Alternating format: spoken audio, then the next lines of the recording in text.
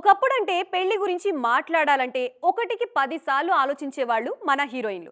కానీ ఇప్పుడు అలా కాదు.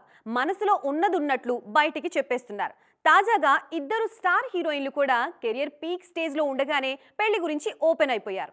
అందులో ఒకరు శ్రీమతి అయ్యేందుకు సిద్ధంగా ఉంటే ఇంకొకరు ఎప్పటికీ కానంటున్నారు. ఇంతకీ ఎవరా ఇద్దరు?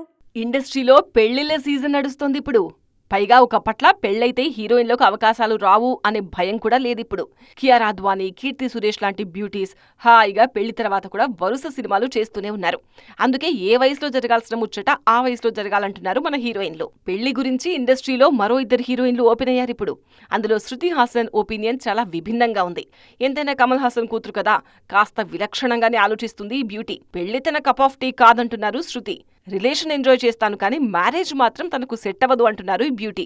ఇప్పటికే 3 సీరియస్ రిలేషన్షిప్స్ లో ఉన్నారు శృతి హాసన్. కొన్నేళ్లుగా శాంతను హజారికాతో డేటింగ్ చేస్తున్నారు ఈ బ్యూటీ. తనకు రిలేషన్ వరకు ఓకే కానీ పెళ్లంటే భయమని, మధ్యలో వదిలేస్తే తాను ఆ బాధ భరించలేను అంటున్నారు ఈ భామ. అందుకే పెళ్లికి మాత్రం నో అంటున్నారు శృతి హాసన్. పెళ్లిపై మృణాల్ ఠాకూర్ వర్షన్ మరోలా ఉంది. తనకు త్వరగా అమ్మవ్వాలనుందని, పిల్లలతో లైఫ్ ఎంజాయ్ చేయాలని ఉంది అంటూ చెప్పుకొచ్చారు.